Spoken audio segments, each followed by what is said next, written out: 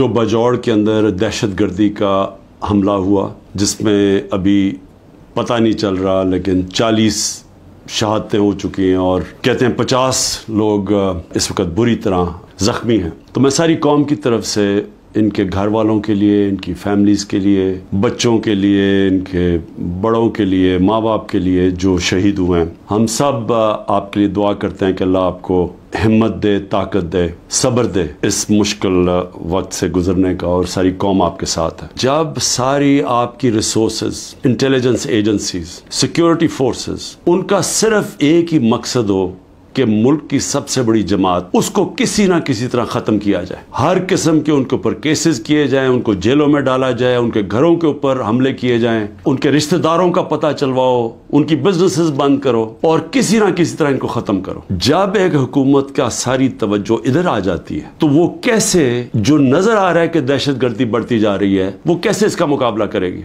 636 एक साल में पख्तूनख्वा में सिर्फ दहशतगर्दी के वाक़या हुए हैं, जिसमें पख्तूनख्वा की पुलिस को सबसे ज्यादा इसका नुकसान उठाना पड़ा, और उसके अलावा बलूचिस्तान में और वो जो कैंटोनमेंट पे जोब में अटैक हुआ। तो मेरी फिर से दरखास्त है कि ये मसला और बढ़ता जाएगा अगर अभी पूरी तरह तवज्जो ना दी और अपनी प्रायोरिटीज ठीक करें। ये जो तहरीक इंसाफ है, ये मुल्क दुश्मन नहीं है। जो मुल्क की 70% 75% अवाम जिस जमात के साथ खड़ी है, वो मुल्क से ना गद्दारी कर सकती है, ना उसकी दुश्मन है। तो उसके ऊपर पूरी तवज्जो दे के और यहाँ नजरअंदाज करना कि जो मसला बढ़ता जा रहा है, तो मैं समझता हूँ कि इससे ज्यादा जुल्म मुल्क से नहीं हो सकता। जब 12 लाख पाकिस्तान के प्रोफेशनल्स मुल्क छोड़ के चले जाएं, ये पैसे से ज्यादा, ये जो हमारा डॉलर बाहर निकला है, क्योंकि ये अपने डॉलर्स भी लेके गए होंगे ना, तो जो डॉलर्स बाहर जा रहे हैं वो अलग चीज है, लेकिन जो ब्रेन ड्रेन हुई है, जो आपके वो लोग जो कि सबसे ज्यादा माशरे की उठाने में इनका हाथ होता है, प्रोफेशनल्स का, वो जब मुल्क छोड़ के जा रहे हैं, बिजनेसमैन वो मुल्क छोड़ के जा रहे हैं, जो आपके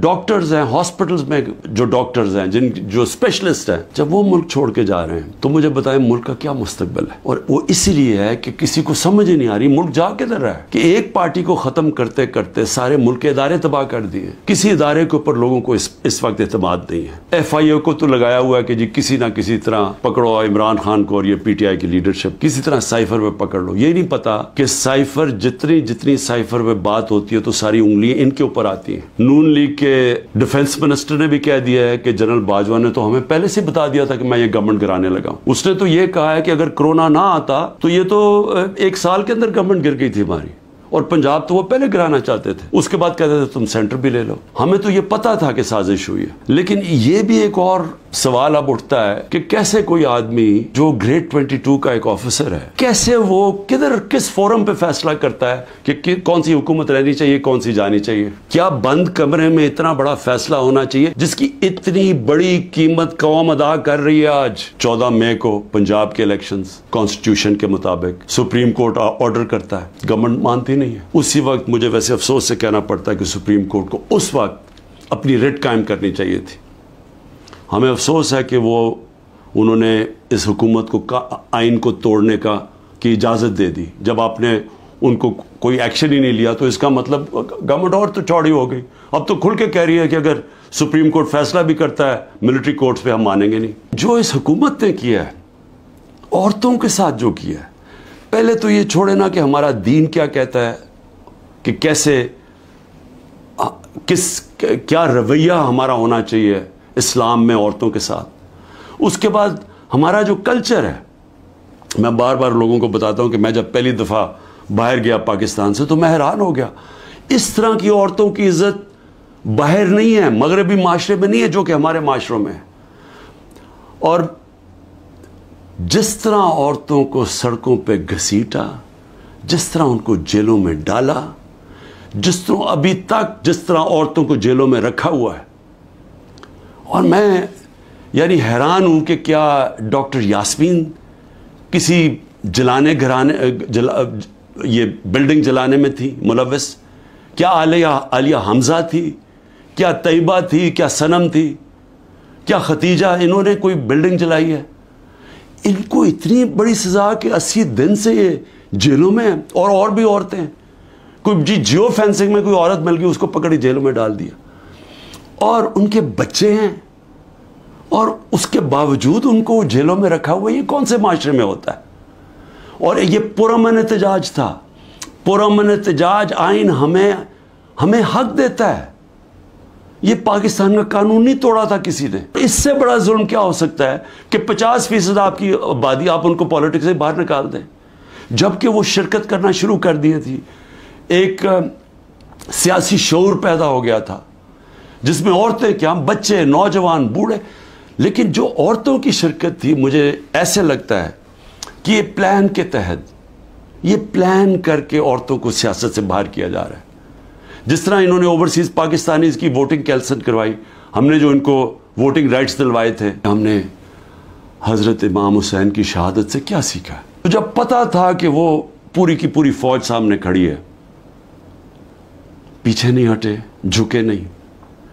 اور جو ان کی شہادت تھی، جس طرح علامہ اقبال کہتے ہیں کہ صدیوں تک مسلمان جب کھڑا ہوتا تھا ظلم کے خلاف، غلامی کے خلاف، تو وہ لا الہ الا اللہ اور امام حسین، حضرت امام حسین کی جو شہادت تھی وہ ہمیشہ یاد رکھتا تھا. وہ جو پتہ ہوتے ہوئے ایک انسان کو کہ ہم جیت نہیں سکتے، یعنی کوئی میری موت ہے، میں یہ جو اب کھڑا ہوں اسٹینڈ کے اوپر تو میں زندہ نہیں رہوں گا، اس کے باوجود وہ عشق کتنا ہوتا ہے اوپر والے کے ساتھ کہ وہ کہتا ہے کہ میں یہ کوئی نہ سمجھے کہ میں خوف کے بت کی وجہ سے کسی کے سامنے جھک گیا ہوں.